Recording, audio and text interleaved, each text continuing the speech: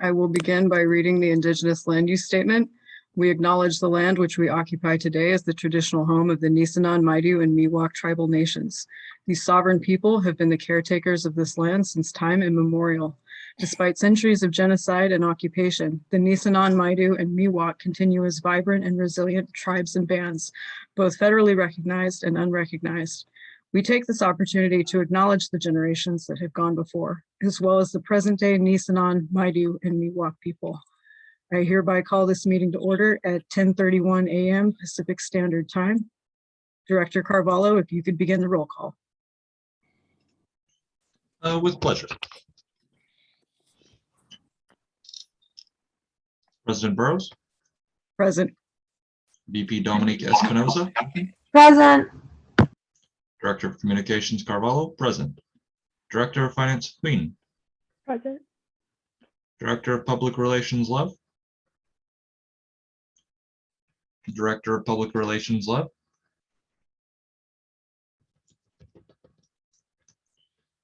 Director of Legislative Affairs Garcia. Present.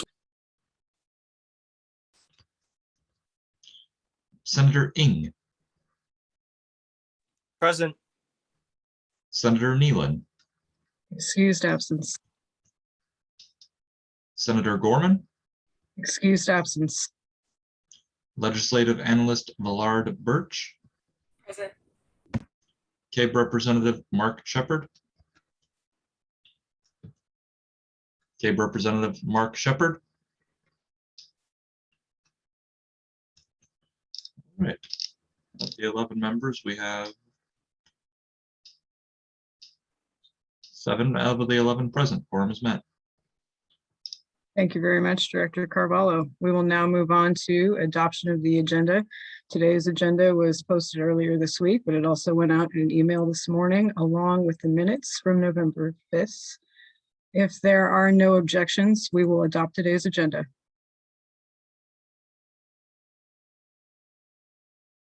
Seeing and hearing none, the agenda is adopted.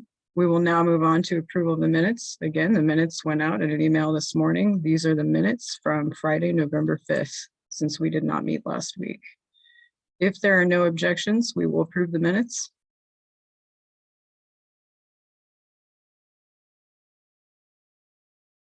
Seeing and hearing none, the minutes are approved. We will now move on to Chair's message.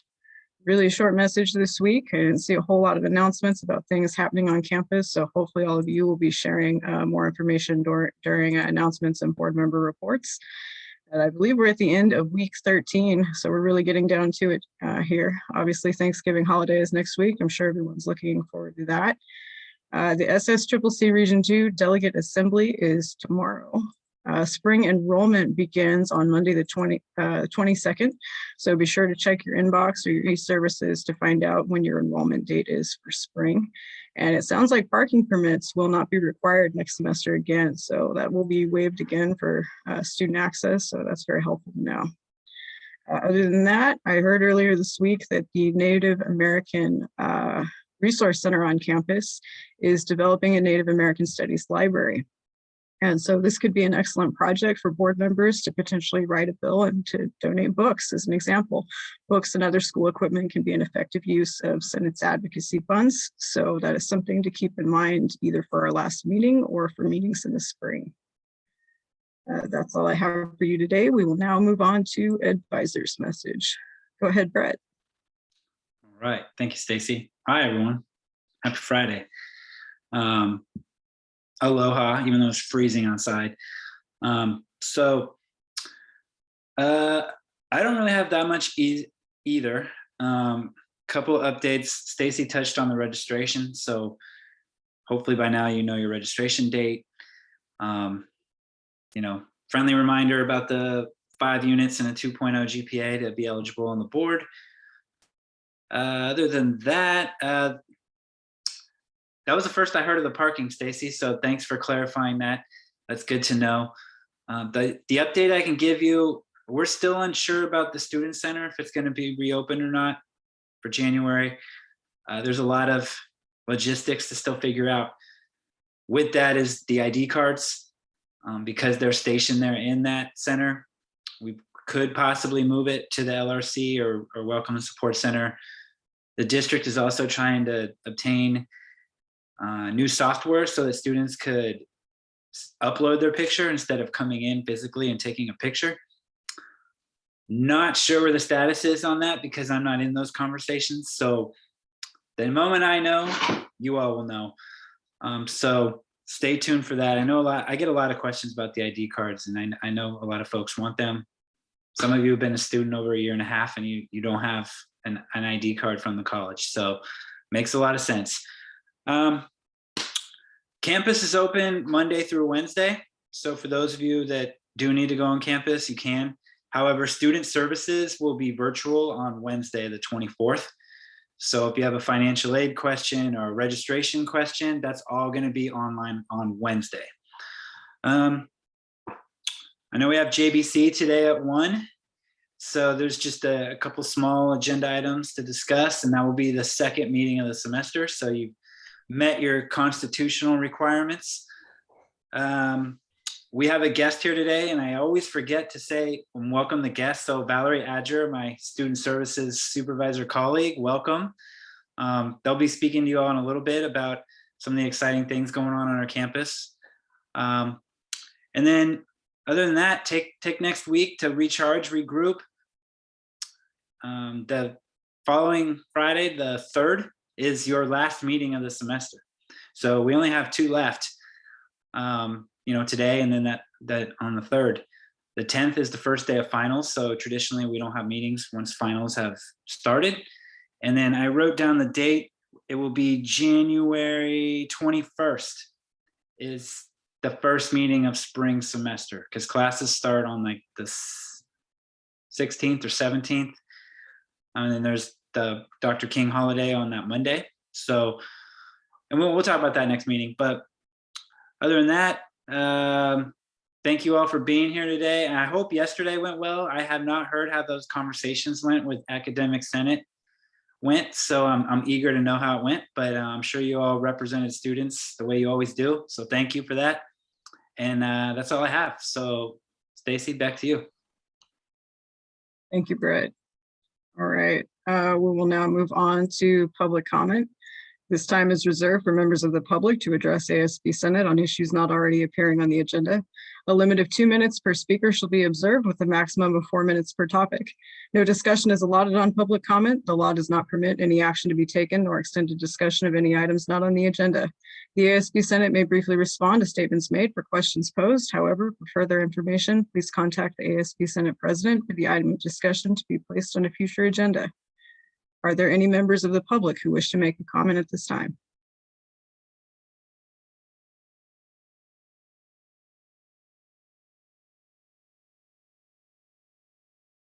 All right, seeing and hearing none, we will now move on to appointments and swearing in.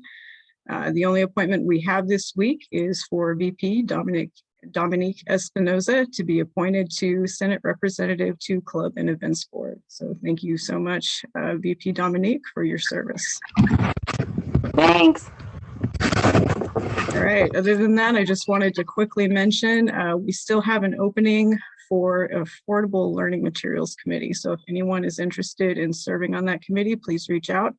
It's very important for students to have access to affordable learning materials, open source textbooks, things of that nature. So if you're interested in representing students on that committee, please let me know. All right, with that, we will move on to unfinished business, of which there is none. So we will move on to new business, discussion of Beaver Cares. Is there a motion?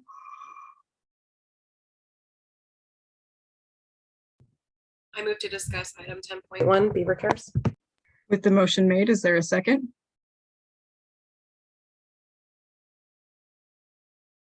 Second. I second. All right, with the motion made and seconded, I hope all of you will join me in welcoming Valerie Adger. Thank you so much for being here today, Valerie. Thank you for asking me. Good morning, everybody. Good morning. Thank you so much. I know so many of you, and there's some folks on the call that I do not know. So for those of you that don't know who I am, my name is Valerie Adger. I am the student support supervisor that works with the Beaver Cares Basic Needs Center, as well as our Unite Center, which is our learning communities and cultural centers at ARC, formerly known as the Hub. And I also oversee the student design team, of which I see there are multiple members of your group, including your leader, who are a member of that team as well. So when you hear about those groups, just know that I work with those teams, and it's a great collaborative effort across campus as we work with all of these different communities. So the hat I'm wearing today is obviously going to be Beaver Cares Basic Needs. And for those of you who've been around campus for a little while, you'll remember eons ago, pre-COVID, we were the Beaver Food Pantry, right, in the Hub. We were in a little office in the back area and did amazing things. That was pre-me. Since the time that I came on and we started dealing with COVID, we have had to pivot and do a lot more expanded services. So working with Brett, we took over the housing and security piece as well. Brett had set that up wonderfully pre-me, and I just have kind of carried the torch on. And then we've expanded additional services as well to include our monthly food distribution, which is a drive-through model because of COVID. We do now have our food pantry back open on campus. We're super excited about that. That happened effective October 1st. We've moved and expanded. So I use the metaphor. It's kind of like we went from a 1-bedroom apartment to a mansion. We have this massive center now over in the former CalWorks office. If you've not seen it, please come by. Excuse the boxes. We have lots of things going on, but we would love to show you our center. We have a fully stocked food pantry there. We also have a commercial grade refrigerator that we will be stocking in the spring with cold items, milk, bread, cheese, things like that. And then we're going to be contracting with a company called Pitco over in West Sacramento to get some really great culturally relevant foods. So a lot of the food that we offer right now is from our Sac Food Bank boxes, and they're just real boilerplate, rice, beans, pasta sauce, but our communities of color, they don't use those things, right? So we're trying to get kind of more in the know about what these communities need and get those items in. And so we're working on that contract right now with Pitco. We have a grant through HERF that's going to enable us to do that offering. We've also been using HERF dollars to purchase really great produce boxes for our drive-through distributions. We've recently increased the size of those boxes, and we're hoping to move to a bi-monthly model for those drive-through distributions. Winter months are harder. We have a lot of traditional holidays during that time, a lot of family time that really hit our students' grocery budgets. So those are kind of our additional food offerings. We do have students also who can't make it to campus, right? They live in Stockton or Lodi or even further. I talked to students that live, clear down in Visalia. For those students, we do have grocery gift cards that are available. They're e-gift cards. They don't need to be mailed. We can just send them straight through their email once we verify that they're a student. So we've really tried to kind of do the gamut as far as food offerings for students. And then the big overarching theme with that is making sure all of our eligible students are on CalFresh benefits. We did get a grant this year from the state to hire some ambassadors, and they've been working to do great outreach to our campus to make sure that all of our students know what CalFresh is and are applying for those benefits in collaboration with the River City Food Bank, who is really our application troubleshooting group. And we're doing actually an on-ground and Zoom application assistance workshop this afternoon in the culinary department. So we're super excited about that. And then that partnership works in tandem with another offering we have that's brand new called the Nutritional Education Series. Has anybody never heard of that? Nope. Okay. That means I'm not doing my job and getting the word out. So Nutritional Education Series is a collaboration with CalWorks, CalFresh, Next Up, which is our former foster youth, and our EOPS students, and then more recently TRIO. to offer basically cooking classes to our students. And it's a great way that students can learn how to maximize their CalFresh benefits in order to cook fresh foods and meals for their families. CalFresh is an allotment they get every month. And we really want to teach them how to stretch their dollars, particularly who's been in the grocery store lately. The food costs are astronomical, right? So we're teaching them how to take maybe a whole chicken, cook it for a Monday night, split it down, make a secondary meal, maybe some tacos on Tuesday, split it down again, and maybe make like some sandwiches the third night. And that's all done in our demo kitchen right here on campus. And the students that sign up for it and complete the Canvas modules, I write them, they're simple. They get the free cooking stuff for free. So in September, we handed out crock pots. In October, we handed out sheet pans, oven mitts, oven thermometers, spatulas, cookbooks, and olive oil. November, they're going to be getting stock pots, ladles, and a couple other things. And then December, we're going to do baking. So it's all going to be about baking, doing breads, muffin things, and for folks who give gifts during this time of year, how to make them into great gifts. So that's that series. Those students are being marketed to with those programs that I mentioned that we're collaborating with. And they just got to go into Canvas, do the thing, watch the demo, and then they get free stuff. What's better than that? What else is going on? Okay, housing. So housing, we do our emergency hotel vouchers. That's through a grant through the foundation. We've had some very generous donors that have enabled us to put students in hotel rooms for 2 weeks or more. These are for students who are in unsafe living conditions. And we work with them while they're in the hotel to make sure that they can move into more stable housing once they leave that program. We also have great resources in the city and the county that we can refer them to. More coming online right now with the passing of the new homeless initiative bill that has passed. And then in the spring, we're going to be offering actual housing deposit funds. So students that can get into an apartment or a house, but don't have that extra deposit money, we're going to be working with them to get them some of that funding. We're working with district right now to be able to get that put right on their bank mobile account. Something else we're doing around housing is there's and you guys probably know better than I do, but there's a little bit of a trend right now where when people are going in to rent apartments or houses, they are no longer just looking to see if someone has good rental history or good, like no evictions. They actually want to see a good FICO score. And that trend is particularly troubling for our, traditional college age students because they don't necessarily know about credit. They don't necessarily know what's hurting their credit, helping their credit. And so what we're going to be working on is a financial wellness series called Money Matters in the spring.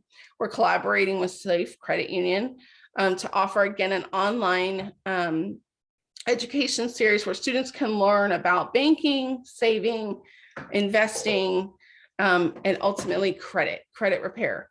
We're really hoping to get a professional credit repair specialist to come in and work with these students to teach them how to look at what they have, how to fix it so that they can start to get into renting some of these properties. So that's for the spring. And then moving into some of our kind of ancillary programs, we have our first ever diaper pantry. I'm super excited about that. That's kind of been my keystone project for the semester. We just got a huge donation from East Sac Rotary Club, and I just have to give them so much love. We have a professor that heard about what we were doing, and literally they delivered a truckload of diapers to us the other day. I cried. I never thought I would cry over diapers in a good way, but I cried. And so we got some donations from other faculty and staff. We've ordered about $2,000 worth of diapers, wipes, baby food, and kind of ancillary bottles and things like that. So we've inventoried it, it's in stock, and hopefully when we come back from the break, we're going to launch it and say, students, come and get it. We have another about $4,000 that's earmarked to continue stocking that pantry. So we're super excited about that offering. For any of you that have kids or nieces or nephews, diapers are just expensive. I have a grandbaby and Brett's like, yeah, I have a grandbaby and I buy diapers for my daughter through my Costco. And even at Costco, they're $45 for 100 diapers. And those little boogers need more than one a day. Okay. So you go through them, right? So we're excited about that project. I know I'm missing some stuff that we're doing because there's just so much going on right now. So I'm trying to kind of tick through all the different things. But does anybody have any questions about all of that I've already mentioned while I think about some of the other ancillary projects we have going on? Yeah, I had a couple of questions, and I'm sure hopefully other board members do too. This sounds like great stuff. I just wanted to say that cooking class sounds like a lot of fun. It is. You should join us. If I had more time, I absolutely would. Yeah, 'cause you it's don't so have any time, tempting. Stacey. I already know. So my question was, what are the hours for the Beaver Pantry for students to just come in and pick stuff up? Absolutely. So right now we're open the same hours as the Welcome and Support Center. So we're in fall, Tuesday, Thursday, 9 to 12, Wednesday, 12 to 3. In the spring, we're going to expand those hours and be open, I believe, a little bit on Mondays and then late on Wednesdays. If a student can't get there during those hours, obviously we're going to work with them. I'm never going to turn somebody away. I'm typically on campus more than that. And our staff all have access to it. So if somebody needs to get in there, they can go. Absolutely. Awesome. Thank you. Does anyone else have questions? Go ahead, Brianna. Hi, Valerie. I just wanted to say thank you for everything that you're doing. It all sounds super great. And one question I had was, how are students finding out about some of these programs? Because I have heard of the Beaver Pantry in the past, but that cooking program sounds so cool. And if I knew about it, I would definitely sign up. And so I think a lot of students might be interested in it, but it was definitely my first time hearing about it. Thanks for your question. And, just to be transparent, marketing, and Brett can probably attest this, marketing is one of our biggest challenges. I actually worked with the student design team recently to say, hey, as students, what's the best way to reach students? I think everybody has kind of a different methodology of the way that they receive information. So to answer your question, tangibly what we've done, we launched a new website. So our new website is arc.losrios.edu/beavercares. And that website pulled together 5 different sites across the campus and just kind of put everything into one area. The second thing we've done is we've just ordered brand new flyers that have all of this information really easily readable for students with QR codes and things like that, where we're going to be tabling in different areas across campus so students can reach us. And then we're working with the PIO to try to get more messaging out. We did get a little pushback that there's too many kind of all mass emails going out. But I'm hoping as we loop into the spring, we'll be able to get something out to everybody. And then I'm going to try and get some syllabus verbiage in through the academic senate so that professors know for the spring, put just even a sentence in your syllabus to let students know about our services. There is so much changing and going on. We just got a huge allocation from the state budget that is going to enable us to further expand our services. So there's going to be a lot changing and growing, and I definitely want to be able to keep students up to date. We do have a Facebook page. We do have an Instagram page. And then we have a mailing list that we send about 8,000 students. We do focus on low-income students, obviously. So we get a list from financial aid every semester of what we call our zero EFC students, meaning that they're on their own. Right. And then we work with our other partner programs that we know are tailored toward low income students. But having said that, if you have any recommendations of ways that we can expand our marketing to students, and that students, gain information the best way through X, let me know. I really want to initiate like a mass text system. Other than skywriting it, I don't know, the best way to get. So please send us that feedback. I think that's really, really important to hear from students, how you best get information. Great question. Go ahead, Colton. Yeah, speaking on that, I remember how I got wrapped into the whole food cabinet thing. I was just walking by the student center one day and somebody said, hey, come in. I said, why, what's up? And they said, we got food if you're a student of ARC, right? I said, yeah. Are you gonna try to sell me a credit card? And then they pulled me into the back room. I said, oh, well, I sure hope nothing bad happens. And That's then, awesome. well, quite pleasant. And it's good to hear that it sounds like the food cabinet expanded quite a bit. It's huge. We have, oh God, I want to say 8 grocery store size shelves in our pantry now. Almost floor to ceiling. Stacey saw them. We overloaded them. We had to learn the hard way. There's a weight limit. So they're filled to what their weight capacity is. And there's more coming. I mean, we're just really trying to, like I said, offer students what they need in their kitchens just to feed their families. So I'm going to keep maximizing until they tell me that we've hit fire code. Yeah, that's a good point, Colton. It was a lot easier when we were in person and you could just put something up on a bulletin board or just, you know, kind of wrangle students to come on in and take advantage of good services. All right. I think Angie hasn't had a chance to ask a question yet, so let's go to her first. Hi, Angie. Hi. Good to see I was you. wondering if it would be, Brett made a good point in the comments there about being able to share this information during our student office hours. I was wondering if it would be possible for us to kind of get this, like these services summarized for us in an email so that we can kind of have that information ready and available for any students who have any questions about that during our office hours.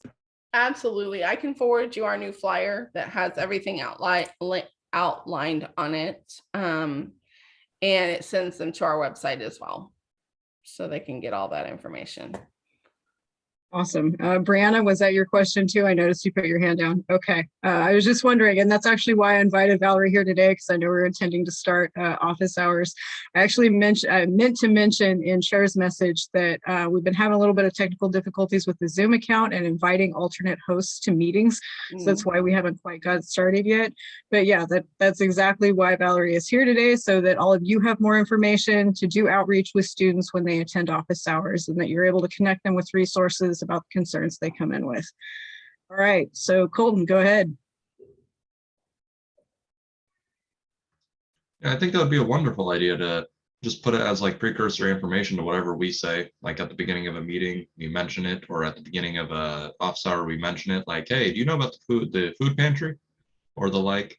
Because that's also another thing with, I've talked to some students regarding the food pantry, and some of them said they feel a little guilty taking from it, even though they're the same kind of students who need it, because it's to help you feed your families and the like. And some of them have difficulties with it, but they like to take it in the sense of, well, somebody else needs it more than I do. When it's like, no, you're the person who needs this. This is for you and your family. So I'm just curious about how you would go about addressing that sort of issue. I think one of the biggest things that I learned very early on in this work is not putting any barriers or boundaries on students. If a student has an ID number, they get services, period. We don't ask a lot of qualifying questions, except for when we do the hotel voucher.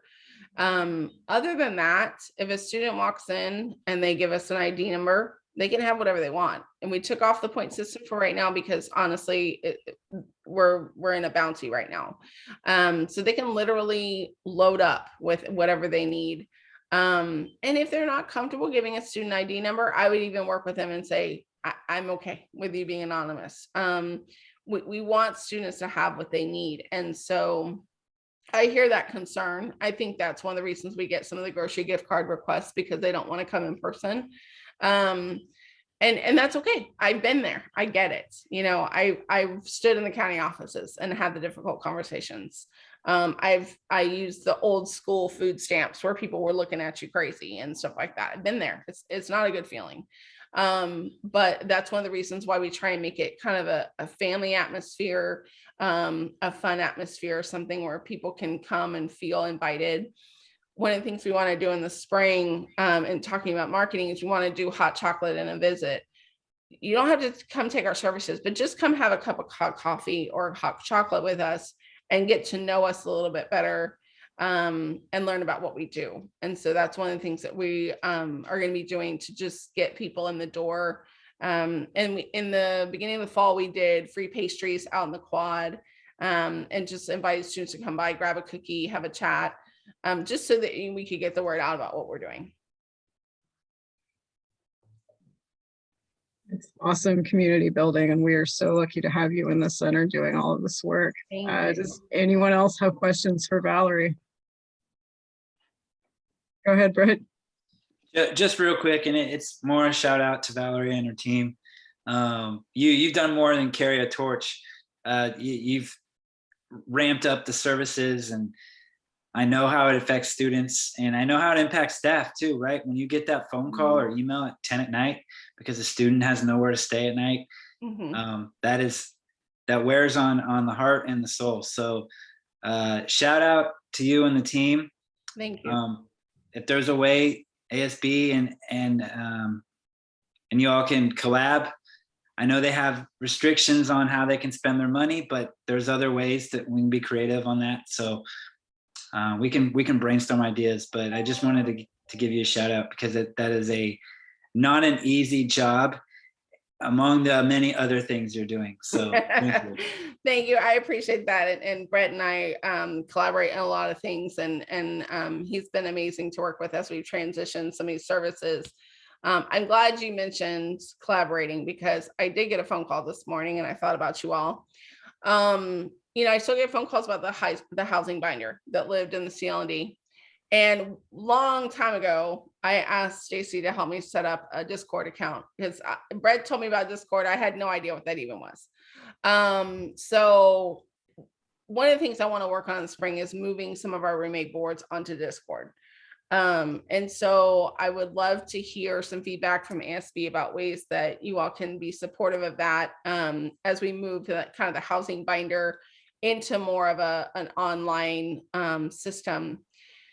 We do get calls for roommates, and I've been sending them to Uloop right now, but I would love to have something that's much more community centralized. So, and I don't know that Discord's the way to go. It just seems like something that a lot of students are using as a platform.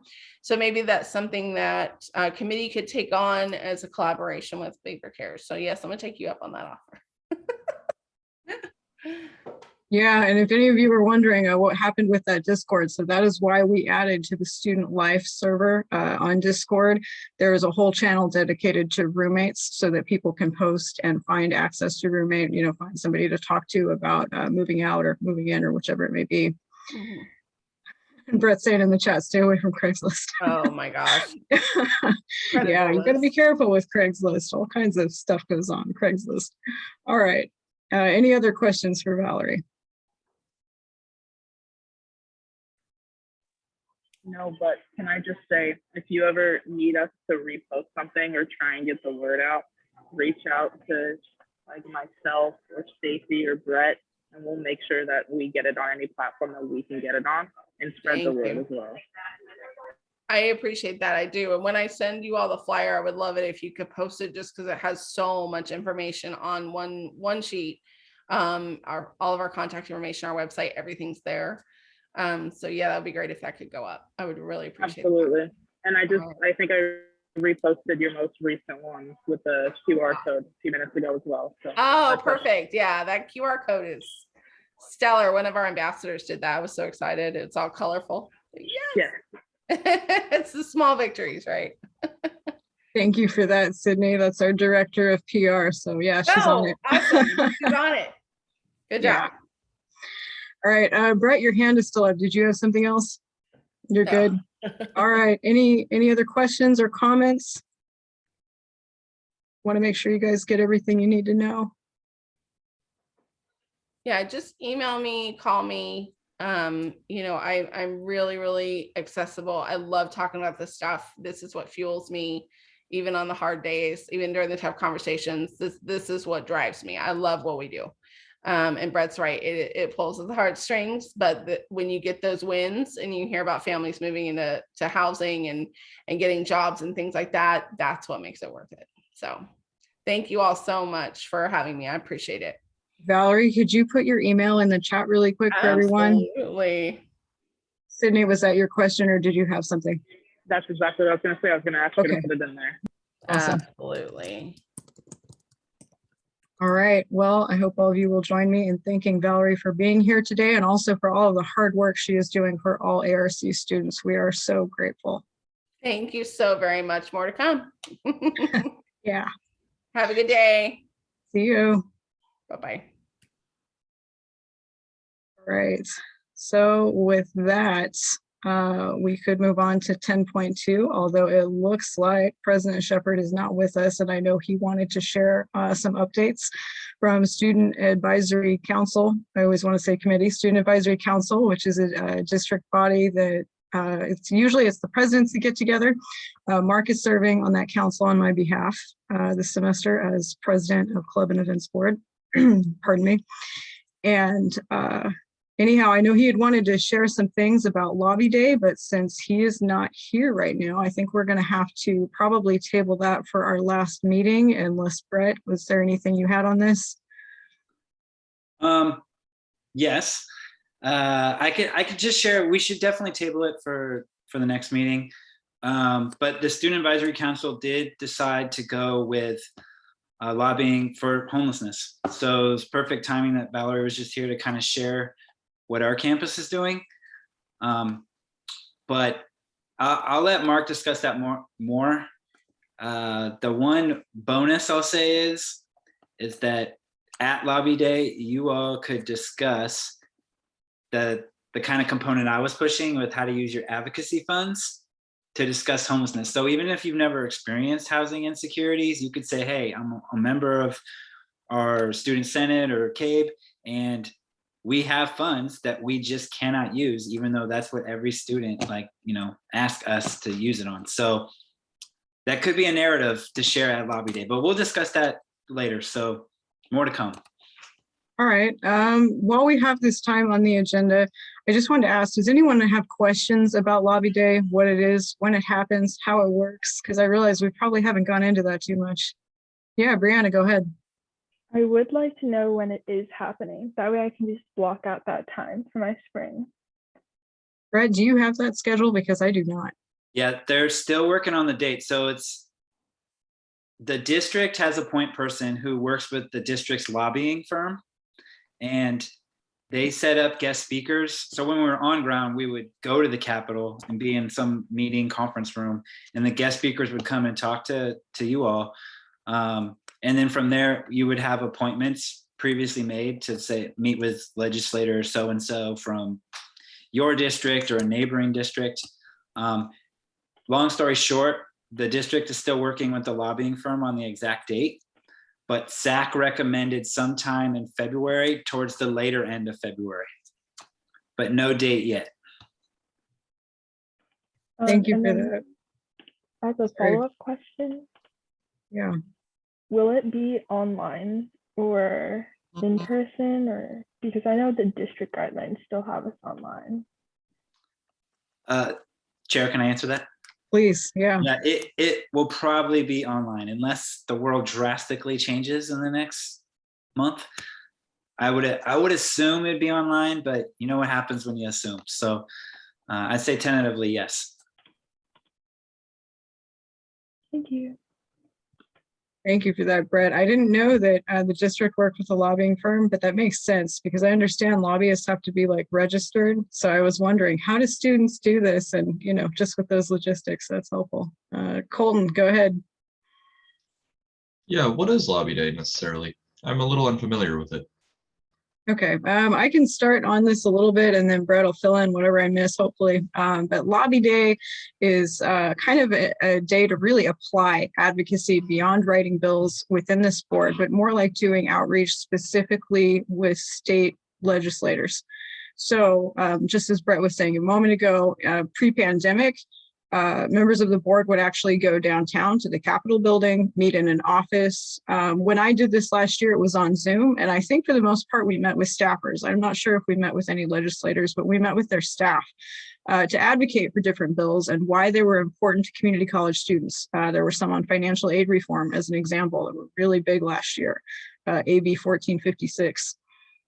So really, it's looking at legislation like assembly bills and Senate bills in the state of California that would advocate for things that would benefit community college students or otherwise demographics relevant to community college students, and just kind of going and doing a whole lobbying exercise.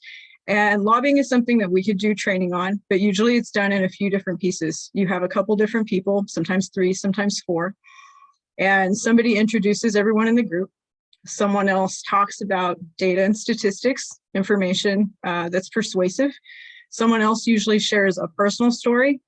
And then sometimes the same person who did the introductions or sometimes a fourth person will just kind of summarize everything that was discussed.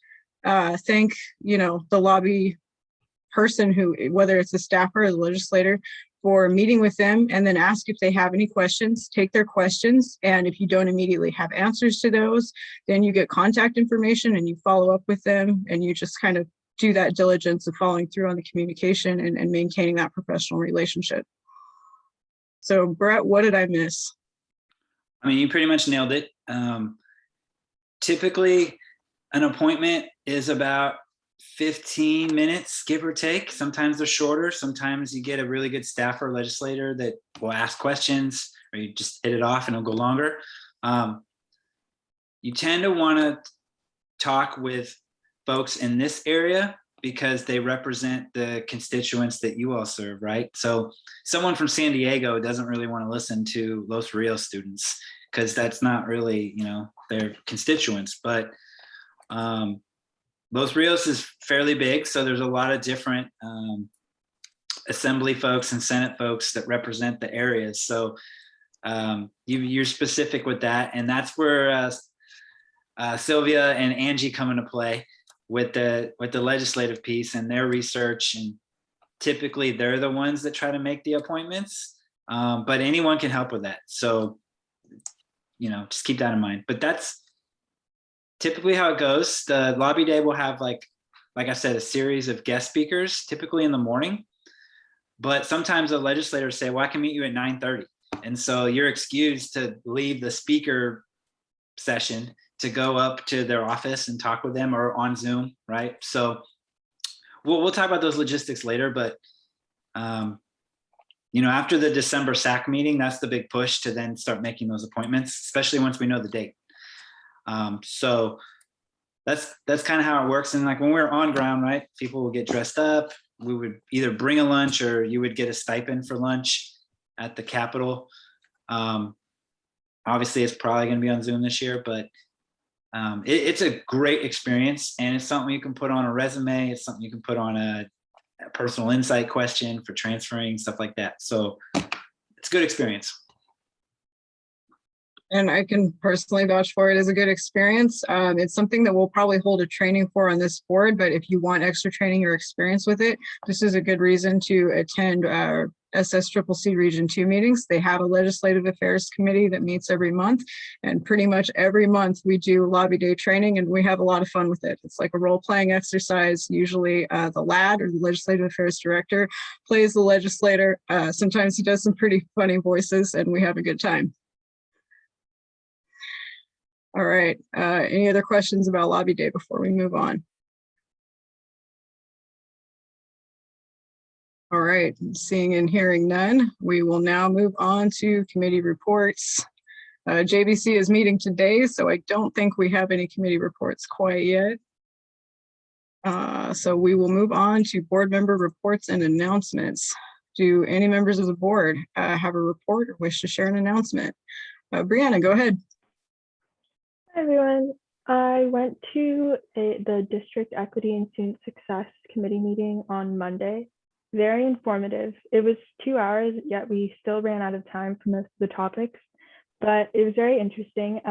The research officer from the district, Betty Culver, came to speak with us and share a lot of data just about student success and whatnot. And when I get the minutes from that meeting, that'll have all the important links, I'll make sure to share that with you all, because the district has put together like a BI dashboard to look at all of the data, and it's nice because you can disaggregate the data in any way you want.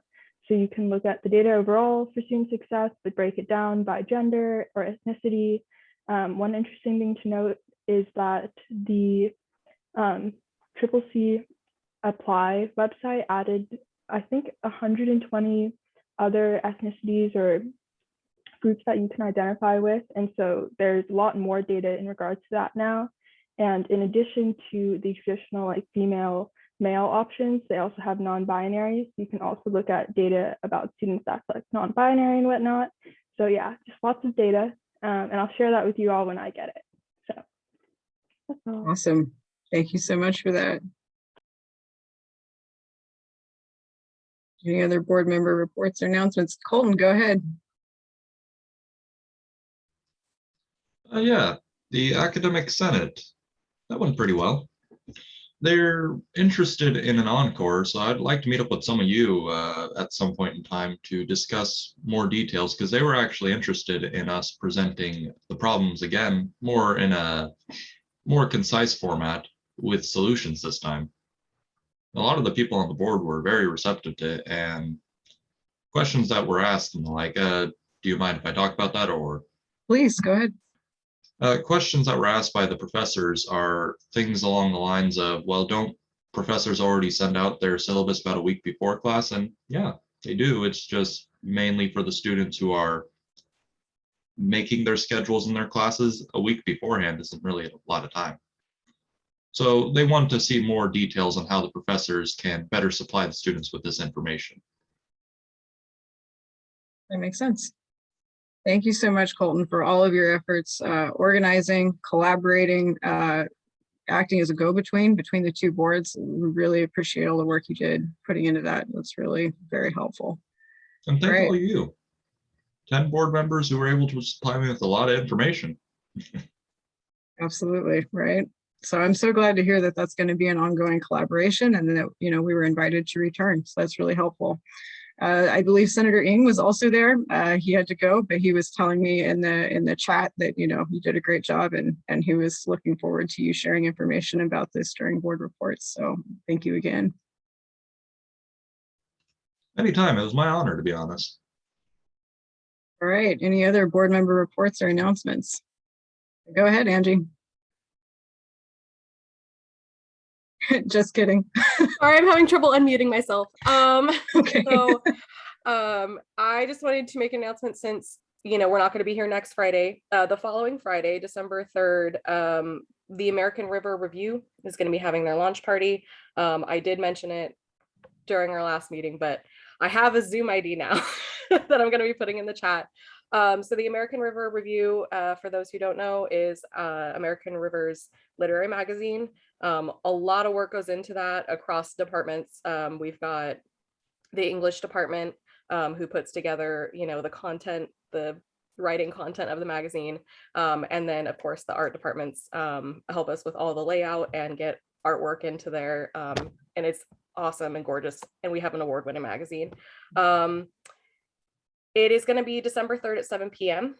We are going to have poetry readings by Kathy Ariano, who, if you don't know who she is a professor here at ARC, and she is an incredible poet. She's amazing. We're going to have also our featured writer, Ali Blanco, who is also going to be the featured writer of our issue, and is also our editor-in-chief. She's very talented and brilliant. And we are going to, and we're also gonna have a reading by me and maybe one or two other people. So that's gonna be via Zoom. Like I said, I'm going to put the Zoom meeting ID into the chat along with the date and time. We would love for people to attend. It's a, you know, a big deal for our magazine. We just release it once a year, and it's gonna be a good time. That sounds great. Thank you so much, Angie. And is it that I think we're the only community college that has a literary review? I might be wrong about that, but it seems like I read that somewhere, that we have a pretty unique thing here. We do. I'm not sure if it's the only one, but we have competed on a national level, including, you know, Columbia University, and winning awards, like competing along with the best of them. So, you know, it's a big thing for our magazine. And yeah, it's going to be a great issue. So. That's awesome. We're really fortunate to have such a talented community of faculty and students and staff that all collaborate on that in so many different departments. That's really great to hear. All right, looking forward to that. Any other board member reports or announcements?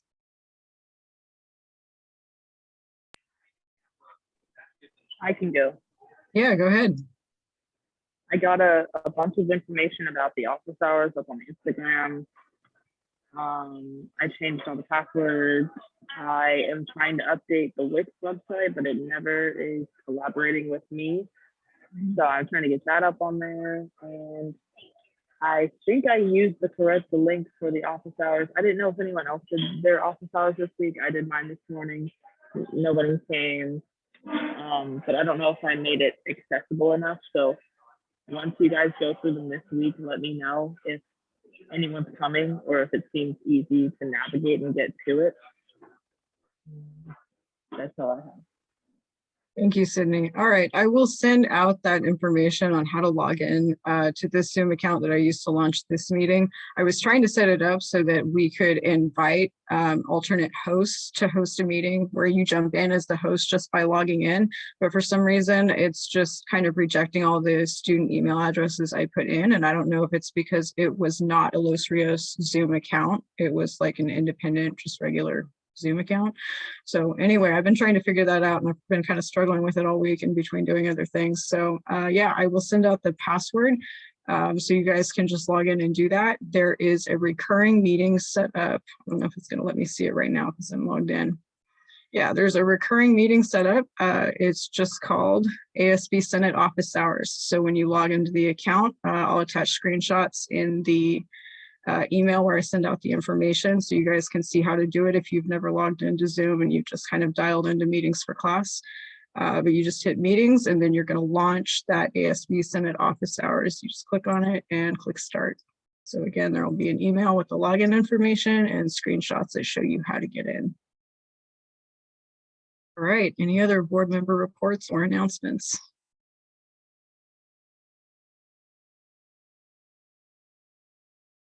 All right, seeing and hearing none, we will now move on to public comment. This time is reserved for members of the public to address the ASB Senate on issues not already appearing on the agenda. A limit of 2 minutes per speaker shall be observed with a maximum of 4 minutes per topic. No discussion is allotted on public comment. The law does not permit any action to be taken nor extended discussion of any items not on the agenda. The ASB Senate may briefly respond to statements made for questions posed. However, for further information, please contact the ASB Senate President for the item of discussion to be placed on a future agenda. Do any members of the public wish to make a comment at this time? Brett, go ahead. All right, so thank you. I forgot to mention something that may impact folks. The district is gonna roll out a new bus pass system for spring. Right now they're in the testing phase. But it's gonna be a new app. So it's like a Zip Pass app, I believe is the name of it. I know a lot of other local transits use a Zip Pass. When I was in Portland, that's what they used. And there is a way where you will upload, you type in your ID, I think it's your Los Rios ID. And that's how you'll get your bus pass. So it won't be snail mail, it will be an actual app. Obviously, for students that don't have smartphones or access to one, there will be an alternative. I don't know all the specifics on that yet. But I'm actually going to a meeting at 2 o'clock today about this new app. So the December 3rd meeting, I will hope to have more info on what that rollout will look like. So just thought I'd share for folks that may use RT. Awesome. Thank you for that, Brett. It's good to know, especially with there being so many more in-person classes next semester. Any other members of the public wish to make a comment at this time?